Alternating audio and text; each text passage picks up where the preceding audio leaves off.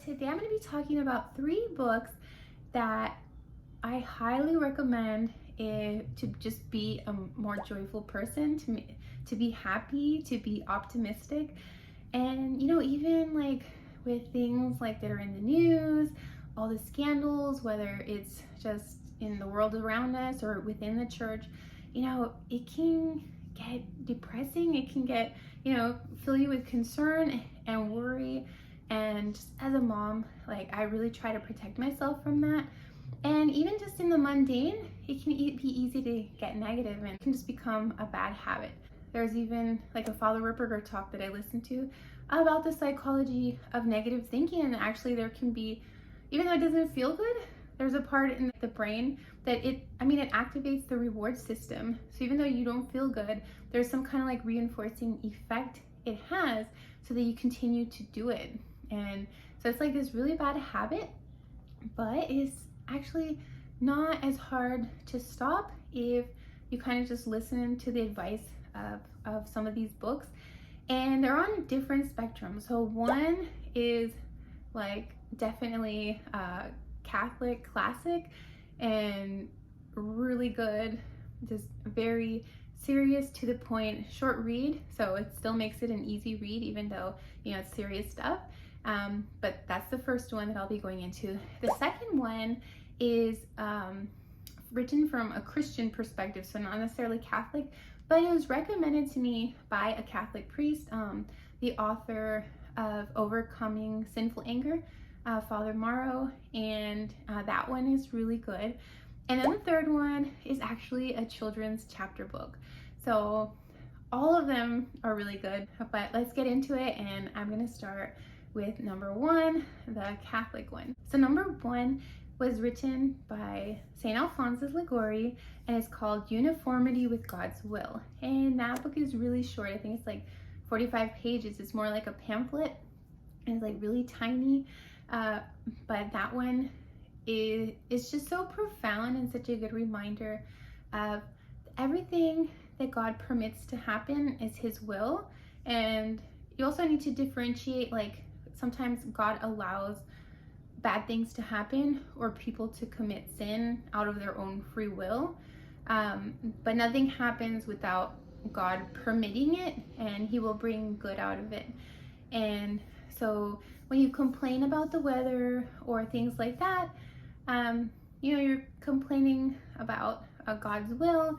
And so I think that book is really good and I really like it.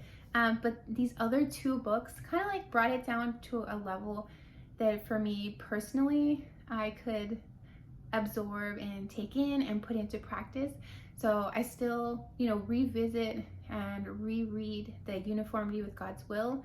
But if you're just looking for something more simple and also that you can like see it put into practice more on a daily basis, these other 2 books that I'm going to recommend are definitely what you're looking for.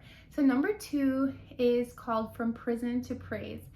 And I'm not going to get into like all the details, but basically it was this man that got into trouble in the military. He went AWOL and ended up going to jail briefly because he went AWOL, and he just had this profound conversion.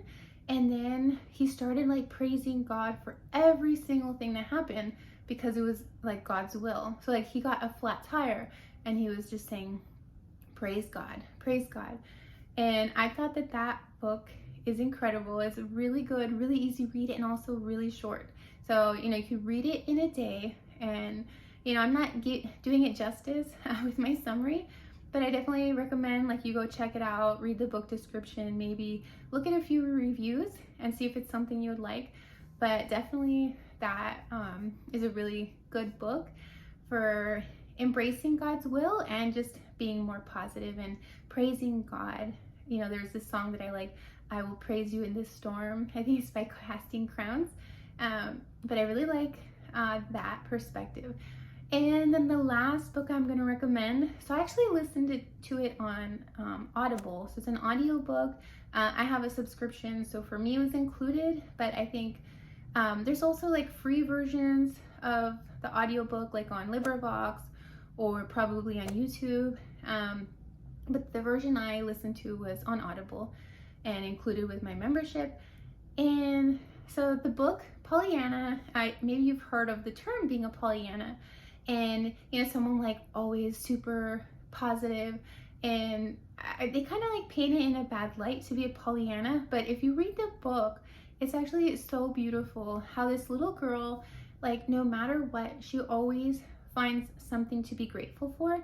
And what she calls it is playing the glad game. And it was actually taught to her by her dad, who then, you know, he was a missionary, and they didn't have a lot of things. Like they were off in poor countries and things like that. So they couldn't just like get, like, for example, she was hoping, I think, for a doll.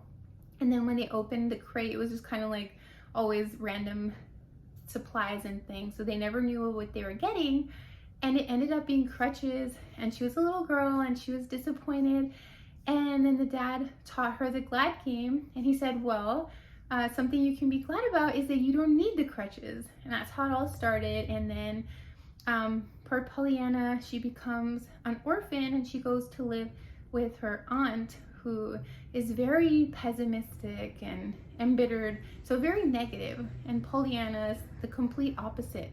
And she like just touches the hearts and the lives of everyone that she meets in the book. And it's so sweet how she always finds the positive. And so like with her aunt, she'll find things to say, oh, I'm so glad. And then she'll like just bring joy and reasons to be happy for everything. So she truly changed the lives and touched the lives of many people in the book.